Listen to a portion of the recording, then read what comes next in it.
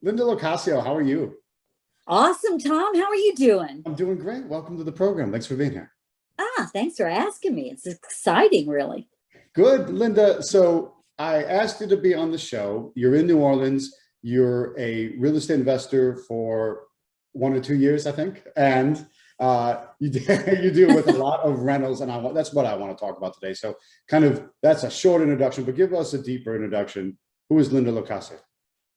Well, I guess from a business perspective, yeah, I'm a real estate investor. I'm also a real estate broker, which means I have my own company, and so I've been investing in real estate probably since 2003, I believe. I used to buy rentals, and then my husband passed in '04, and then in '05 I discovered the New Orleans RIA.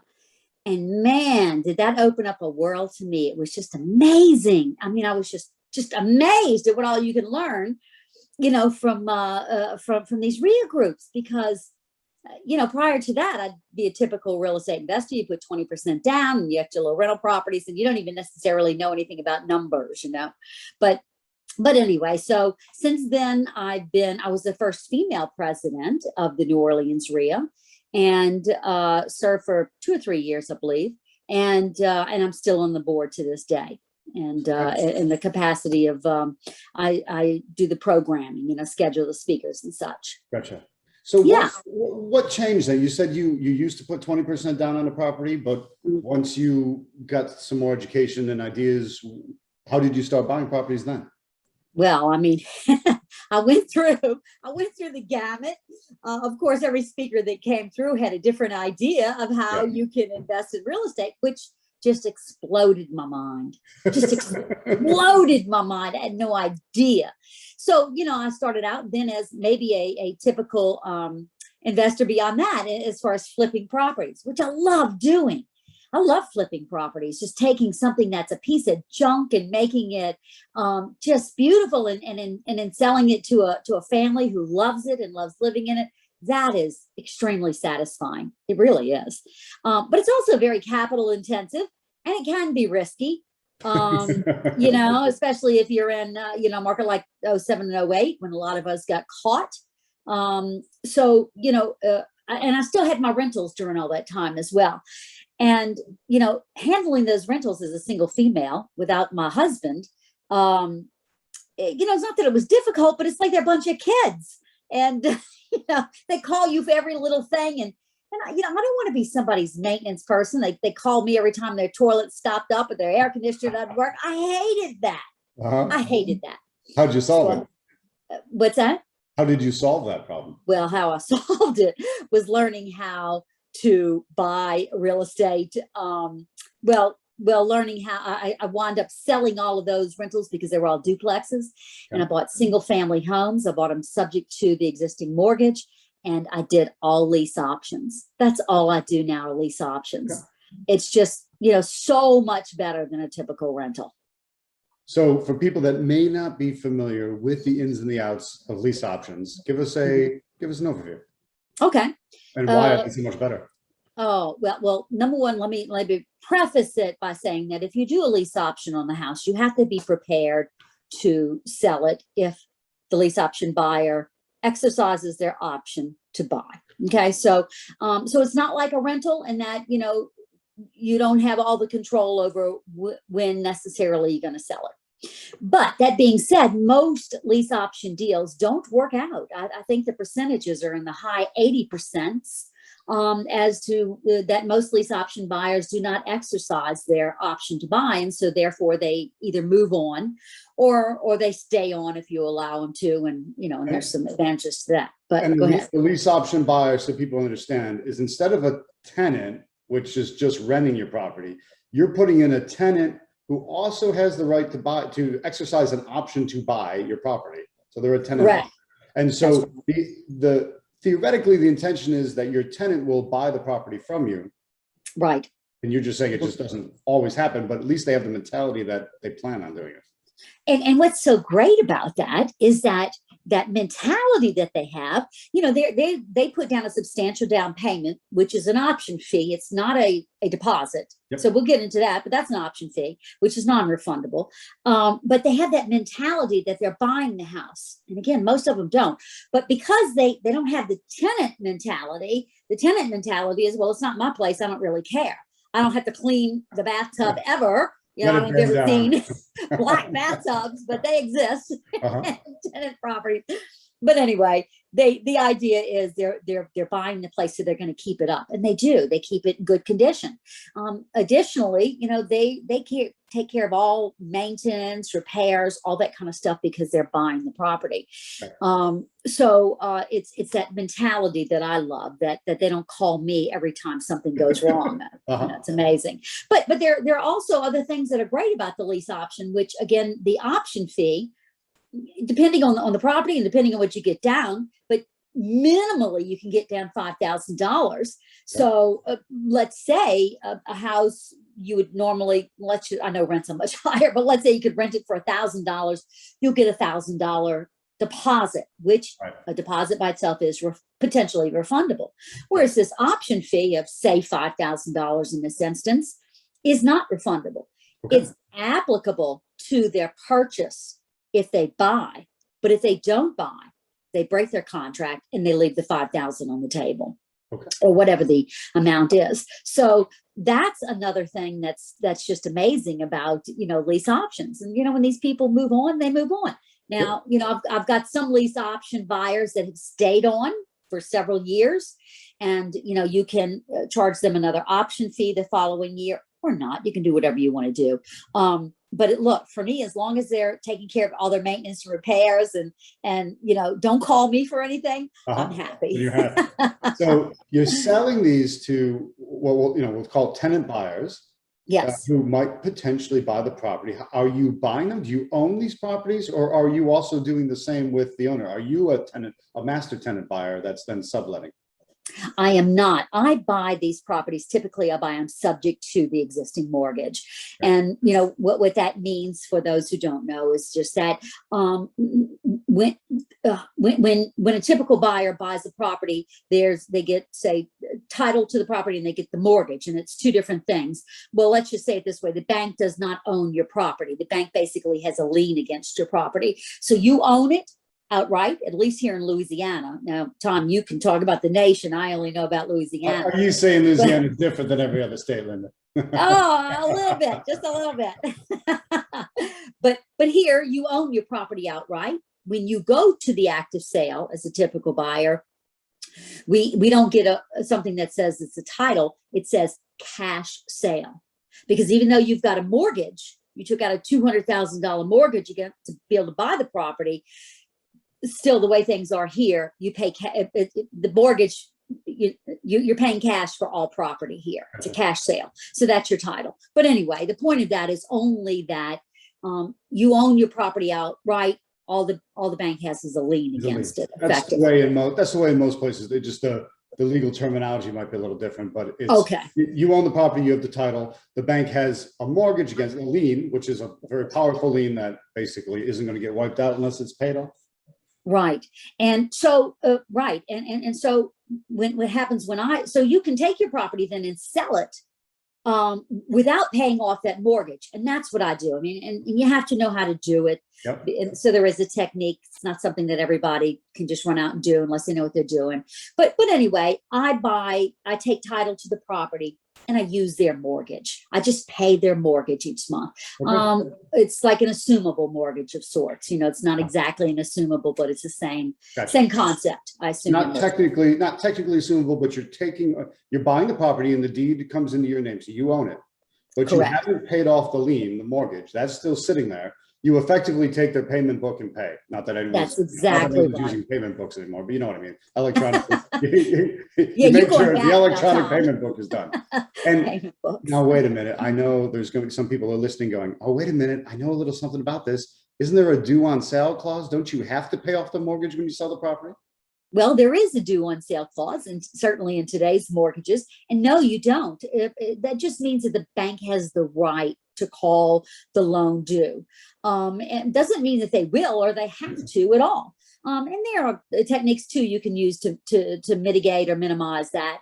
But overall, no. The big thing to remember here is banks don't want real estate. They're not in the business of owning real estate. Banks are in the business of loaning money. That's what they want. They don't want to be a landlord. Yep. I don't want to be a landlord, So banks certainly don't want people calling them when the toilet is stopped up at midnight. You know what I'm saying? Correct. So no, banks don't want the property. They just want money. They want to loan money and make money on money. It's a contract issue, this due on sale clause, that if they want to, they can call it due because transfer the property, but they're not obligated to do it. And it's not like, and you're not breaking a law. It's a contract stipulation that lets them, if they want to. If they want to, but why on earth would they call a performing note due? Because that would be crazy. Exactly. There's enough problems to deal with. Why make more?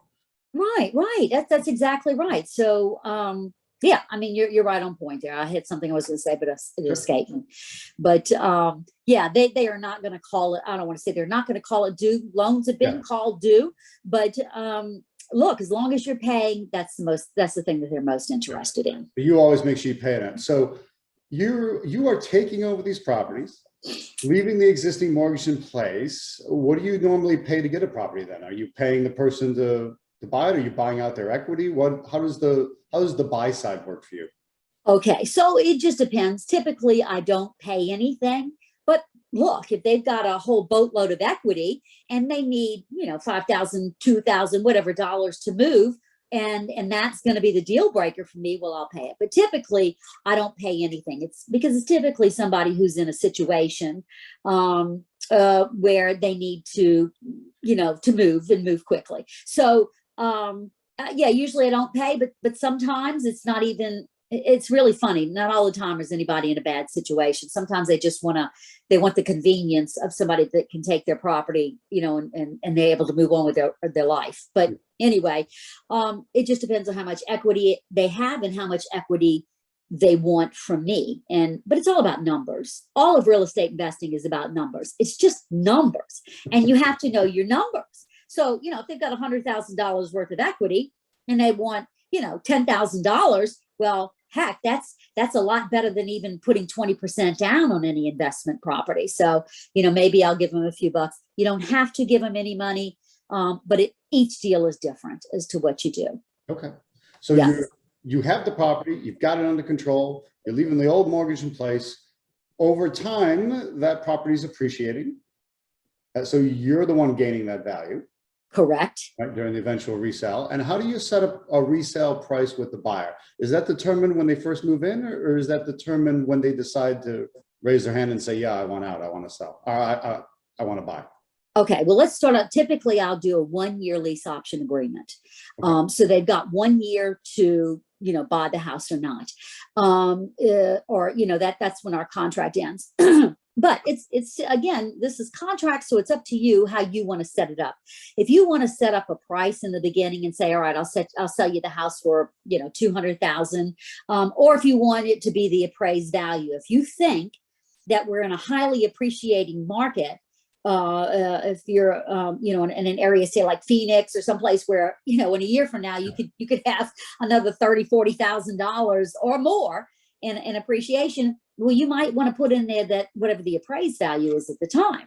But if you're in a market like mine where we don't have high appreciating, I mean, we appreciate, but not quickly, like in some of those, not off the charts. Then I'll usually put a price. Now, the way I do it is, it depends on how much they put down. I mean, everything's about numbers, So, because don't forget the amount of money that they put down, you're applying that to the purchase.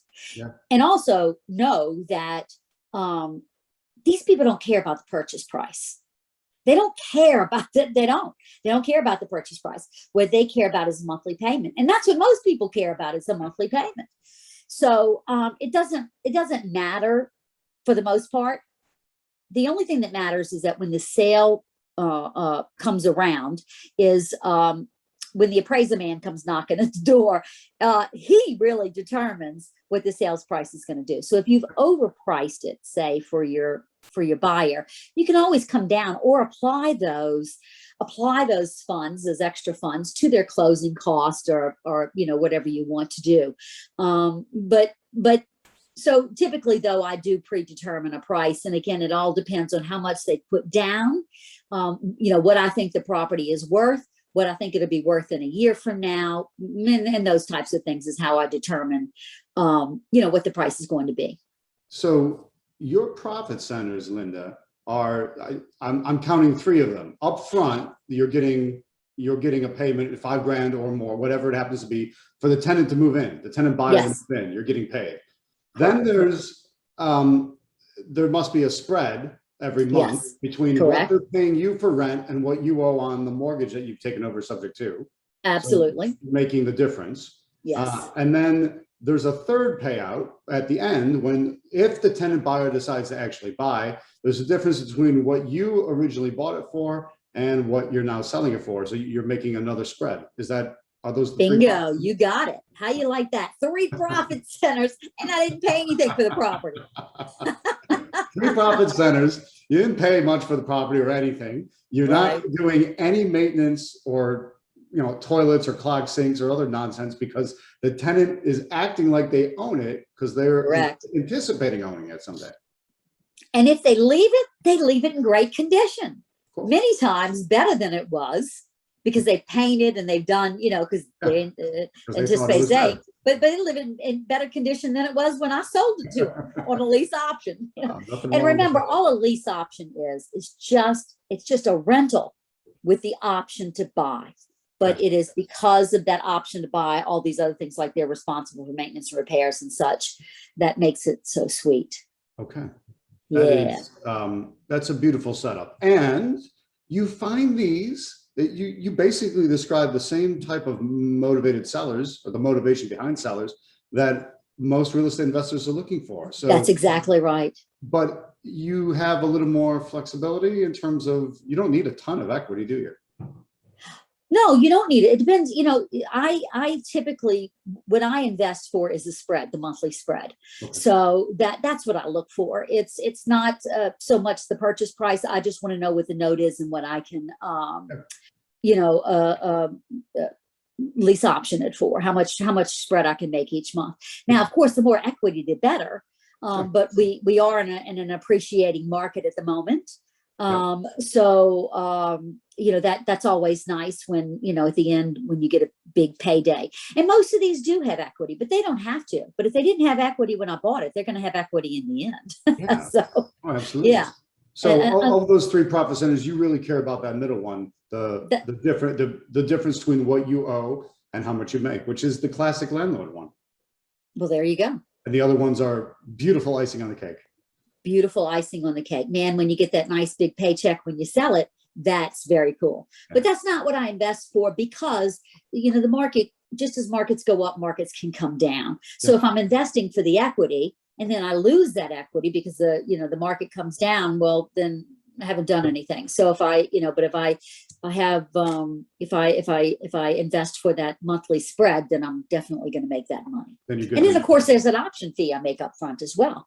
Right. You still have the first profit center. That's totally awesome. Right. Now, how many, you said many people do not actually wind up exercising their option to buy, many tenant buyers. So amazing. Kind of, it doesn't have to be exact, but what percentage? Well, I think it's in the 80s is the official percentage, but I usually go through 3 or 4 tenant buyers before one actually exercises their option to buy. Is it 80% do or do not actually buy? Do not. Wow. Yeah. Isn't that crazy? They give you the money down, they take care of the property, they fix it up, and then they flake out and move on. That's correct. And then, now again, at that end, you have, at the end of that 1-year agreement, you have different options that you can do. You can either charge, if they want to say, let's say they're people buy lease option properties for many reasons, but let's say that it's a small business owner and they need to see, they need to have 2 years of tax returns for their business that shows a profit before they're able to secure a mortgage, because that's what the mortgage company has to have. So they can't get a mortgage and buy that property until they've had 2 years of positive tax returns. Okay. So they may need another year. If they need another year, well, they can, because remember that first year contract, once it's over, it's over. Yeah. It's finished. So they can put down, though, if they still want the property, they can put down another option fee, another however much money. And look, it's your contract. You can do anything you want. If there's a lot, I mean, you can change anything in there. If there's a lot of equity in it, you could apply their first option fee as well as their new one to it. It's your contract. You can make it any way you want, but it depends on your equity, you know, the sales price, and, you know, just so many different things. But for ease here, whatever two parties will agree to, you can make a contract for. Yeah, that's exactly right. So you can do anything you want, but typically you can collect another option fee and then, you know, give them another year on the property, or you can just, as long as they're paying each month and they're taking care of the place, you can just let it continue going, because they're in that mentality that they're going to buy the place.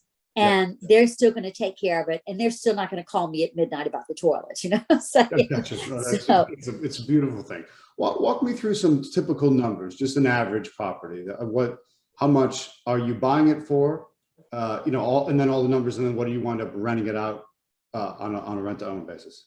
Well, I usually, you know, I mean, every property is different. Yeah. As to looking at my files here, trying to think of. I mean, I could pull anyone, they're all different, but most of the ones that I buy are what I call bread and butter properties.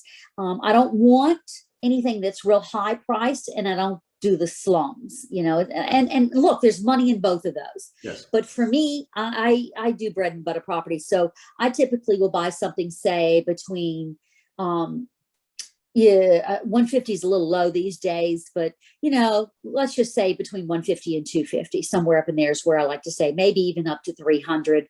Okay. But I like to stay, because there's a broader base of buyers in that sweet spot here in our market. So more people can afford a house between, say, 150 and 300. More people can afford a property there than can afford $500,000 or more. Yep. So I want to be where I have the most potential to sell it on a lease option, or, you know, to someone. So that's typically where I stay. And I like to have, if I can, get about 500 a month spread. In today's market, that's pretty easy to do.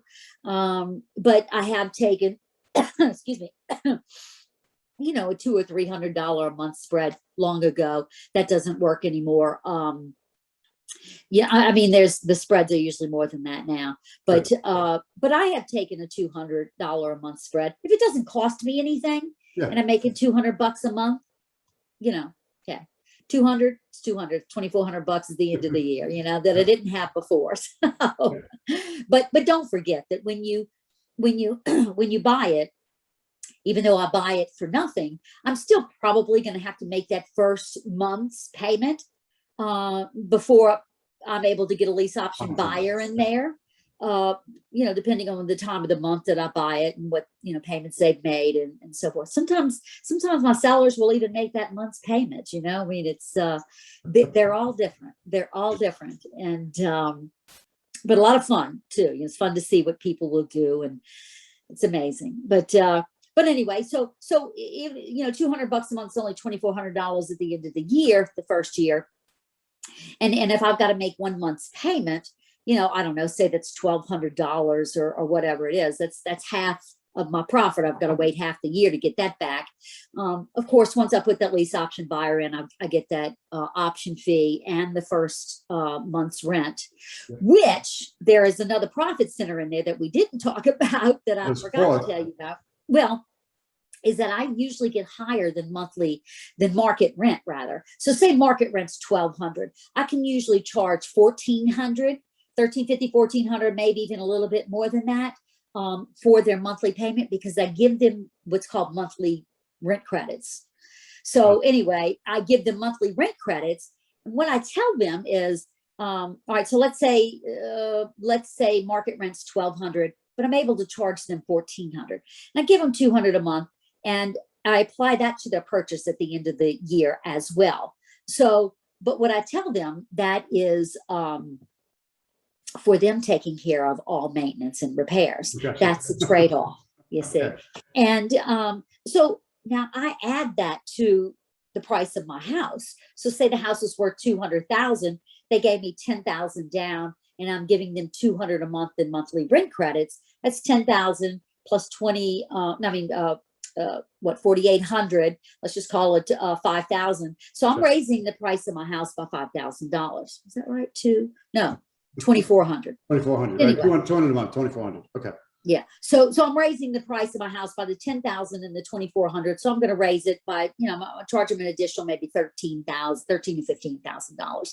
Again, they don't really care about the price of the house. That's not and the only thing that I have to look out for is when the appraiser comes. When they go to get their mortgage company will send out an appraiser because the mortgage company wants to protect their investment, and they want to make sure it really is worth whatever it is that I'm selling it for.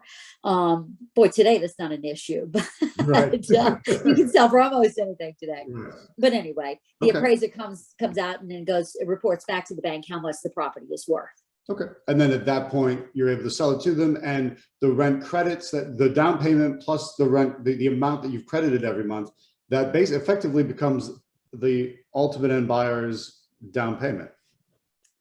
Well, yes, the option fee is definitely their down payment, but the rent credits, again, I just add all this to the price of the house. So but you're compensating for it, even though, I mean, they're building it up like a deposit, but you're not losing anything anyway because you're compensating by pushing the price up equally. You say it so succinctly, Tom. Making sure I understand it, Linda. Yes. Good. Okay. You'll understand it perfectly. Interesting. So that's fantastic. So it's just profit center. It's all profit centers everywhere. And I love it. Again, being a single gal, it's so much easier for me to deal with things like this than to deal with just regular rental tenants. They're like dealing with children. Been there, done that. Had my kids.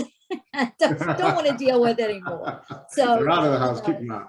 But, yeah. Okay, so let's talk about that for a minute. Being a single gal, what's it like as a single gal being an investor? I know this is probably one of the reasons you like this technique so much. But what was it like? What's it like out there?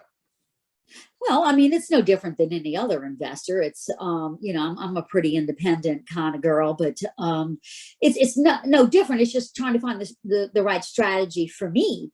Yeah. And this works for me because, again, I don't want to keep going out there and being bothered by all these people and, all this stuff. So that's why the lease option works so well for me. But it's no different being a single gal, I didn't you don't take your husband or your wife out with you. I'm sure you don't take your wife out with you when you're looking at property. So it really doesn't make any difference. It's no different. It's just, just my life. I totally get it. I agree with you. It's just amazing how many people think that, they're in a different group or different category. Everything ought to be different. We're investors first and foremost. Right. I mean, it's really no different. But like I said, because I guess you could call me a lazy investor or one that just doesn't want to be bothered. That's why I picked this strategy. You found a strategy that fits your personality type. That's what's more important. I mean, that's one of the reasons I focus so much on wholesaling, because I know long-term I'm going to tune out. I'm going to kind of ADD sets in, and I start to lose interest in the project. So I got to be careful. I better be done in 30 to 60 days. Because if you tell me I got a year, I might not be able to stay focused long enough. Okay. I got you. Well, yeah. And look, and that's another thing, me for my age, I'm 64. So I certainly don't want to be out there, taking care of all this stuff. I want it easy in my life. If I were a young man, and I've got two, I say young sons, one's going to be, one's almost 40. My oldest is almost 40. But anyway, if I were, and they've got properties, but if I were a young man, I wouldn't mind going out there doing things that need to be done, unstopping toilets or tubs or whatever. But I don't want to do that. I mean, I just don't want to. And, especially at my age, I don't want to be out there doing those types of things, So, that has something to do with it as well. Gotcha. That makes sense. So, Linda, for people that are listening going, wow, that is exactly what I need. I totally relate with Linda. That's me. How do you get started in lease options? Is it any different than any other sort of investing? Lease options? Yeah. No, I mean, it's a great, lease option is a great way to invest. You can buy on a lease option, as you alluded to in the beginning. Yeah. And you can sell on a lease You option. can sell on a lease option. Yeah. I like what you do. I'd rather take it over subject to, that way you actually own it. I think it's unstable to not do it. I know, there's two ways that my attorneys don't like buying on a lease. They don't like sandwiching yourself in, but to do that, to go get subject twos and sell them on a lease with an option to buy, I mean, that's what you do. Is it difficult? Is there anything different? It's no different than it's no different than any other type of investing. All this, what it all comes down to is marketing. If you know how to market, you can sell or buy anything or whatever the case is. And you just have to continually market. If you're on the market for properties, then you need to market for them. It's just that simple. Everything's about marketing. Who is it that does what I tell people all the time? Who is it that does the marketing during the Super Bowl? The most expensive commercials at all. Budweiser, Coca-Cola. Oh yeah, it's all the big companies, it's all the names you expect. Yeah. Now, why do you think that they're paying all this money? The most expensive commercials during that there are during the Super Bowl. Why would they pay that? I mean, don't you know who Coca-Cola is and Budweiser? And the reason is because if they quit marketing, people will forget who they are. So Budweiser will no longer be on top. Then it's going to be, I don't know, Miller Lite or whatever, whoever else is there. And Coca-Cola won't be on top. It'll be Pepsi-Cola or vice versa, whatever, So that's why these big companies continue to market. And even though everybody in the United States knows who these companies are, they continue to market, and you need to do the same thing. That's what I tell people. You need to do the exact same thing. I mean, of course, you can't afford a Super Bowl commercial, but you can continue to do your marketing, and you should, because if you don't, people won't know who you are and they'll forget about you. Exactly. You can afford letters and postcards. It's a lot cheaper than Super Bowl commercials. And then, use what you got, when you're buying subject to. One of the things that the sellers sometimes will ask, they'll ask, well, how do I know you're going to make that monthly payment? Because after all, this loan is still in my name. And, one of the things that I use is my credibility, and everybody's going to use what they have, but because I'm a real estate broker. So, I tell them, look, I could lose my license if I, do something that is illegal or wrong or whatever. Mm-hmm. Additionally, I'm an investor and I'm well capitalized, and I'm going to put money into this property. I'm using this property to make money. Why would I ever not make the payment? If I don't make the payment, it's going back to the bank. So this was all for naught. So it doesn't make any sense for me to buy a property and not make the payment. But that is one thing I want to tell people, is that if you are going to buy a property subject to, make sure that you do have a couple of bucks behind you. I'm not saying you have to have $1 million, but you're gonna, at least have a couple of months that if you're without a tenant buyer, or even a tenant for that matter, make sure that you're able to make that payment, because that is what you have promised your the person that you bought from, the seller that you purchased it from, and that's important. It's very important to me that I make it on time, and I just set it up in my bank account where these payments come out automatically. It's automatic. You don't have to remember to send in a check every month. It's right. And I don't go collecting checks from my tenant buyers either. Another thing I do is I set them up with a bank account. It's my bank account in my name, but I set it up for them. Sometimes I'll have two tenant buyers on the same bank account, but I give them the account number. They put their money in. They go to the bank, put it in each month, and then I withdraw the money out each month. And I just leave just enough money, a couple of bucks in there to keep the account alive. But what I tell them is that, when they go to get their mortgage at the end of the year, if they do, well, it's not me saying they paid on time. It's not them saying they paid on time. It's documented by, an uninterested third party, which is the bank. So it's shown right there when they made their payment. So, and look, and I can set it up at their bank account, whatever is most, or their bank rather, sure. Whatever bank is most convenient to them. Maybe there's a bank near where they work, where they like to do their banking, or maybe there's one near their home. I don't know. I don't care. I'll set up an account there. Yeah, I mean, it's really It's just easy. an account, that way you get paid, and yeah, they get the benefit of it as well. And they can do their banking whatever way they want to. Some people do a lot of online banking. Some people, with the young people with their phones, they bank with their phones, and other people physically go over to the bank and do it there. So whatever floats their boat, doesn't matter to me. But I let them pick the bank. It's my account. I go open it up in my name or my entity's name. Yeah. And the only thing that they're allowed to do is put money into the account. They can't So take it. what's that? Right, they cannot take out, They right, can't because withdraw. primarily because it's in the name of my entity. I mean, they're not allowed, they can't cash any checks or do anything. So, again, I watch for it when they put the money in. I just go online and draw the money out, send it to a different account. Yeah, pretty easy. And that way I don't have to chase checks either. So, and then they know I know what's going on, Yeah. and they can't say the check's in the mail. Gotcha, because it's either in the bank or it's not. No nonsense. Right. But they're motivated to put it in the bank and to pay on time, because I tell them this is how, and it may not be exactly true, but this is one of the things that the bank looks at to see if you are making your payments on time. I don't think the bank really looks at it. Maybe they do, maybe they don't, but it's there if they do, if the bank wants to see if they've made their monthly payments on time. Because banks used to send out letters to the landlords, have they made their payments on time each month and stuff, but I don't think they really do that anymore. Oh, they can look if they want. Yeah. If the underwriter is interested, they can look. That's exactly right. But that motivates, though, my tenant buyer to pay on time. Yeah. And so, because like I said, it's there, it's documented. And additionally, they lose their monthly rent credits for any month that they don't pay on time. Then they lose that month's rent credits. So you remember how I give them a couple of bucks a month? Yeah. I raise the monthly rent up a couple of, if they don't pay on time, so that $200 a month, if they don't pay, not only are they charged a late fee if they're not, paid on the 5th, but they also lose that month's rent credit. So there's lots of reasons. They're very motivated to pay on time, and I'm very clear about things when I set this up with them, and they agree to it all. Yeah. I said, if you don't pay on time, not only are you losing, a late fee, you're losing your monthly rent credit.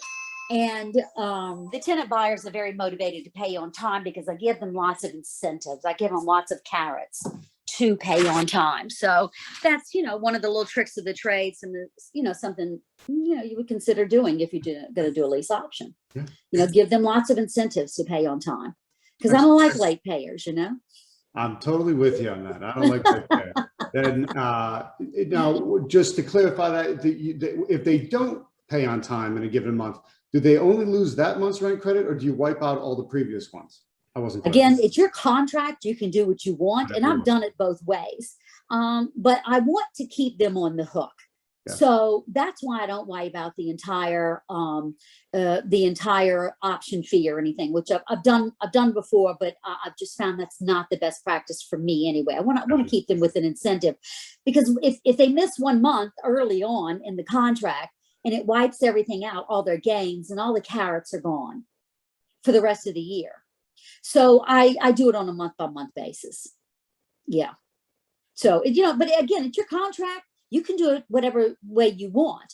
I used to do that. I'd say no more rent credits or your option fee. You've broken your contract. That means your option fee is no longer applicable to the purchase. But I found it disincentivizes them sometimes. Okay. So, which is, I guess, in some ways, I don't want to say it's a moot point, but it's, if 80% of them are not buying the property in any way, then it literally was a carrot on a stick, and they lose interest in the carrot. But right. I mean, I want them to continue to take care of the place and not think that, well, it's just a rental now because I've lost all of these incentives, so I don't care. I want them to care. And so, that's why, that's why I do it that way. Yeah, totally get it. I think this is interesting. I'm sure people are going to ask, well, why would anyone do that? Why would they rent a property for all the time, think they're going to buy it, put money into it, fix it up, and then never buy it. But that happens all the time. But All the reasons have you time. seen why they don't do it? It's the same reason why people always rent. There's some people just never buy, but I think we need to hear it from you. Well, I mean, that's it. I mean, how do they say it? A zebra never changes its stripes or Right. something like that. So if their issue, depending on what their issue, if their issue is credit because they've got bad credit, they're always excited in the beginning. Oh yes, I'm going to work on my credit. I'm going to get, well, they never do. They don't. I mean, and I can, and I used to really work to try and help them with their credit. Refer them to either a mortgage lender, which will which would help if they're not too busy. They'll tell them, what they need to do, what things they need to pay off, and this doesn't cost them anything. Yep. Sorry. Guess I could turn off my phone, but it would. A mortgage broker doesn't charge them anything to do that, to run their credit and see what issues they need to resolve, but they never did it. Or I would refer them to a credit repair agency that would help them repair, but they just don't. They just don't. So again, it depends on what their issue is. If they're a small business owner, and again, as I said earlier, they need 2 years of positive income tax returns. Well, they might go through with it, but they just have all sorts of excuses. I mean, it's hard to get in their heads as to why they would do it, but they do it all the time. And maybe they just think that they're going to do what in the beginning, they're excited, I think, and they just feel like, I guess it's like going to the gym. I'm going to go to the gym and lose that 10 pounds or whatever it is. Yep. I'm going to join a gym and I'm going to go every day. I think it's the same thing. Yeah. In the beginning, they're excited, but over time, they just go back to their old habits. Yep. I think that totally makes sense. Now, Linda, there are, if we simplify it, there's 3 types of investors: beginner, intermediate, advanced. Yes. For the levels that they're at. And there tend to be walls in between those. A beginner comes up, but then hits a wall. But if they push through, they're advanced. But eventually, they'll hit a wall before they're, for every level. So beginner, intermediate, advanced. What advice do you have for investors in general and investors at each one of those 3 levels?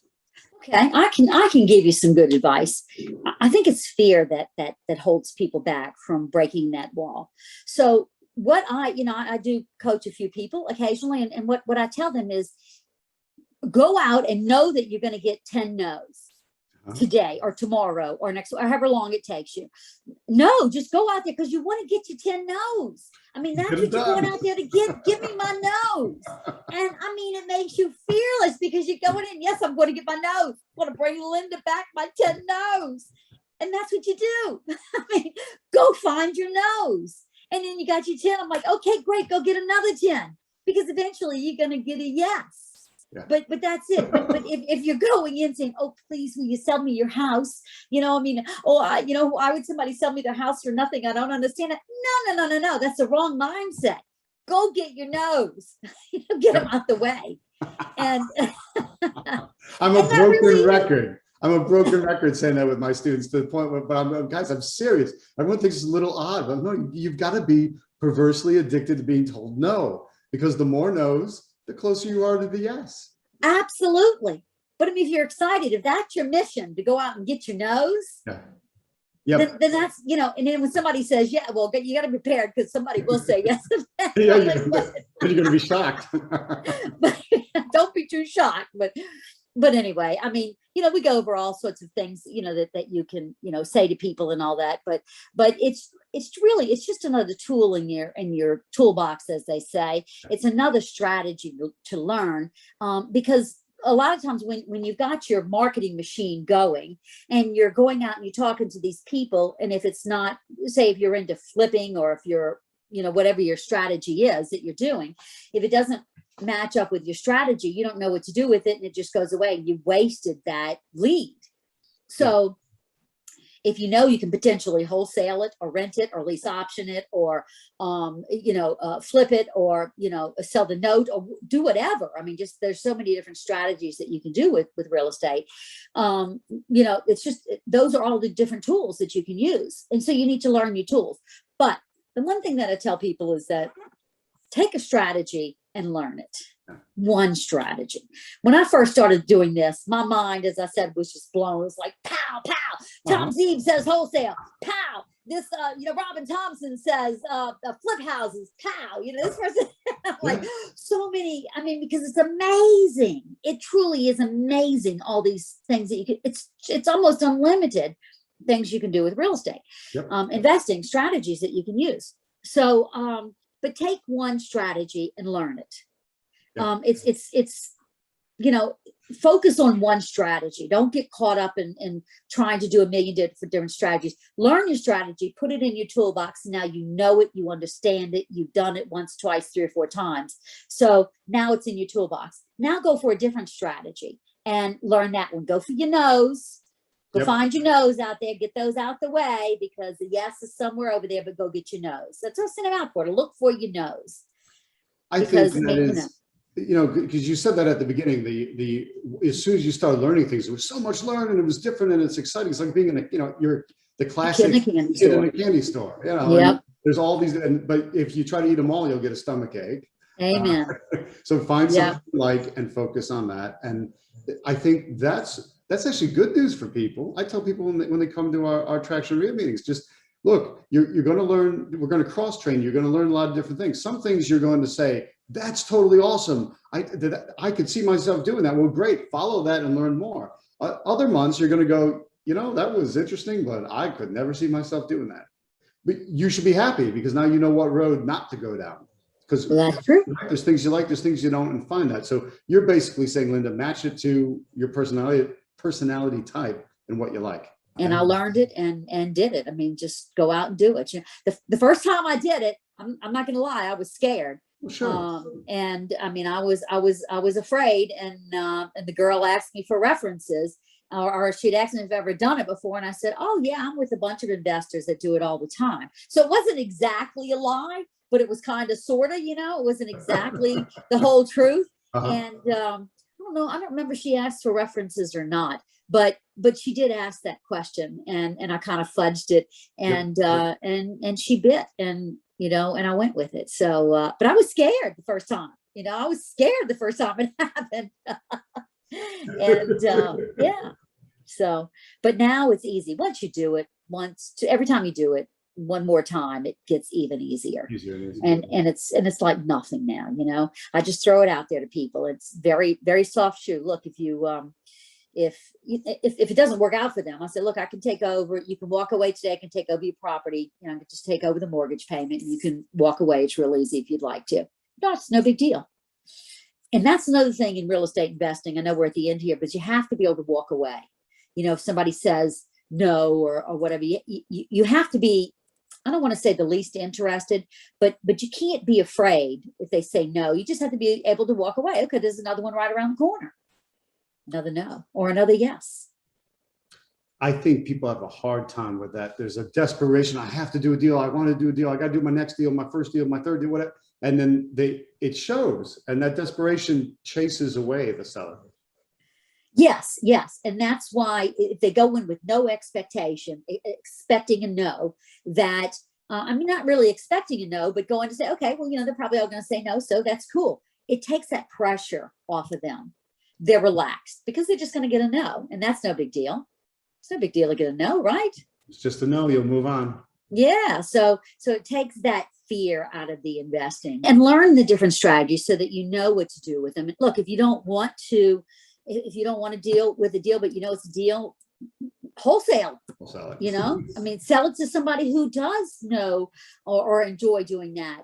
If say you don't have the money to do a flip, and this one really needs to be flipped, and you don't have the mean, or you don't know anybody who has money, or you can't borrow the money, whatever the case is, you just don't want to fool with flips, wholesale the deal. It's pretty simple, but if you learn these strategies and what they are, maybe they're not something that you'll want to do on a regular basis, but if you know who to wholesale them to, then, wholesaling should always be part of your strategy, because if you've got your marketing machine going, there's going to be deals that you don't want to fool with because they don't fit, like you said, your personality or what you like to do. So wholesale them to somebody who does like to do that. And it'll fit your criteria, but surely someone else whose criteria it does fit, because a good deal is a good deal. It just may not be the right deal for you right now. Right. And you know what? I give a lot of deals away to people too.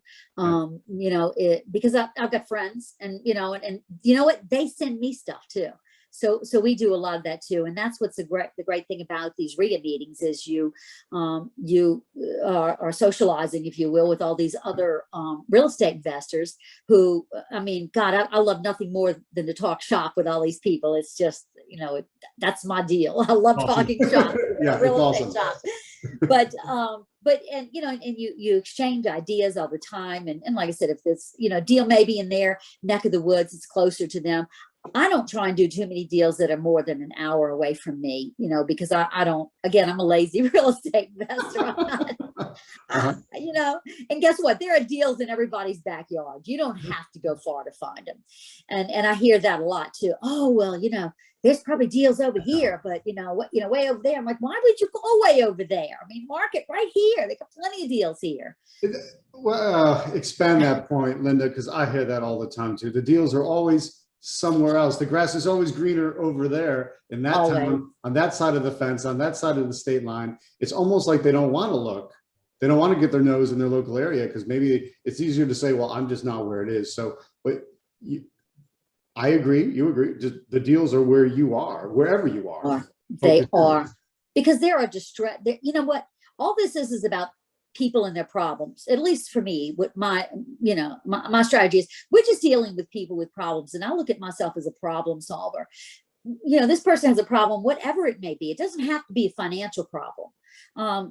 Like I don't know, one house I bought, the girl, she just wanted to follow her boyfriend to Houston. He took a job in Houston and she wanted to be with him and she didn't want to be bothered with the house. So I picked it up subject to, real easy, So that was, she just wanted to be done. That was her problem. So it doesn't have to be financial. It can be all sorts of problems, but it could be divorce. It could be health problems. It could just be just a myriad of problems. And that's all you're doing is you're solving you're an easy solve for people, at least for subject to. It's easy for them to walk away. That's beautiful that way. Now I think there's good advice there for all levels. What about intermediate and advanced? What do you do as you've grown as an investor? How do you bust through those ceilings, those walls you hit on the way up?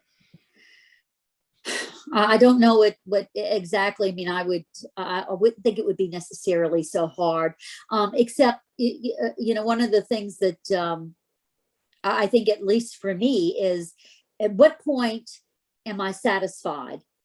Do I need or want, more properties? And I think that's one of the things I deal with, struggle with, if you will, is do I really need more properties? I mean, I've got, plenty enough money coming in. I'm not a young girl. I'm not as motivated as I used to be. I mean, that's true. When I was young and hungry, and I mean, I could have amassed 1 million properties, but not as much anymore. So I don't know what, to really get up to that higher level of, I mean, I'm certainly an advanced investor, but that is one of the things. What point do I say enough is enough? I mean, what's your advice on that? It's interesting. I think if we expand what you just said, is what is right for you and when is enough? Because I think some people just want to judge it by the numbers. I need to have 1,000 properties or 500 properties or 100, but does that really matter? I think at the end of the day, you need to look at what is your personal goal? What is it that you are after in the lifestyle that you want to have? And then you just work backwards from that goal. If that means 10 properties, that's okay.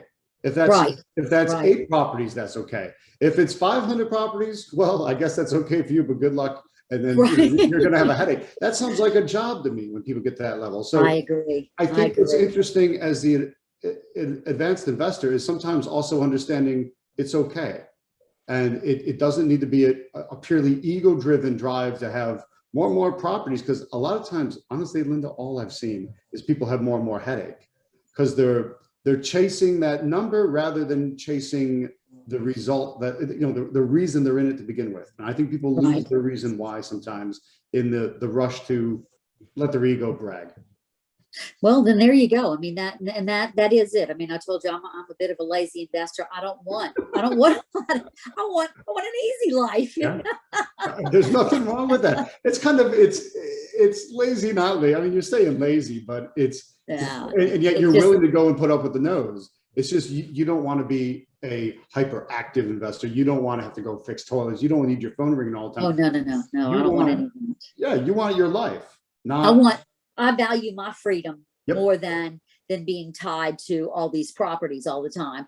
And but I think society kind of, and even real estate investors, we get into, society, I guess, kind of says that the more you have, the better.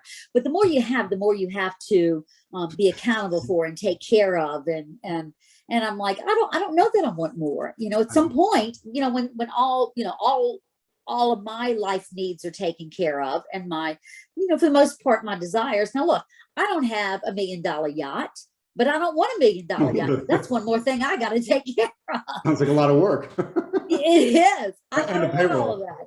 But travel, I enjoy traveling. I want to be able to buy what I want to buy when I want to buy it. And I'm comfortable there. And that's where I'm at.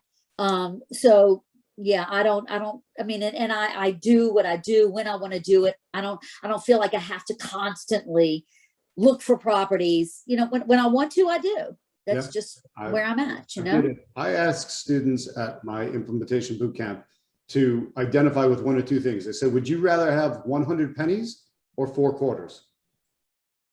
Because when you start thinking about it, they go, well, Tom, the value is the same. Like, well, the value is the same of 100 pennies and 4 quarters, except to me, it's very different. 4 quarters is a lot easier to manage than a pocket full of copper. Bingo. So what are you after? Are you after the value? Are you going to brag that you got 100 or something? I'd rather brag that I got 4 of something that's worth the same amount. Yeah, I totally agree with you, and that's how I feel about things. I don't want all those problems. More you have, the more problems you're gonna have. There we go. So anyway, I mean, I think you got a great setup, Linda. awesome. I do too. I'm happy with it. Well, good. I want to thank you. I think excellent interview, excellent advice to people. Getting out there, making it happen. Go get your nose. I think that's everyone's task for today: is go get your nose and be happy about it. Say yes, I'm going to get, because it just makes you feel better. Yeah. Knowing you're just going to get your nose rather than that you're scared to death to get your yes. Yep. You're going to get a yes. Of course you're going to get a yes, because you're a problem solver. That's all it is. You just got to look at yourself as a problem solver. It's totally awesome. Answer to their prayers. It is indeed. Yep. Thank you. Thanks for your candor. Thanks for your openness. Thanks for describing I think an exciting and unique niche that a lot of people are going to relate to and put in their toolbox for when it works. That's totally awesome.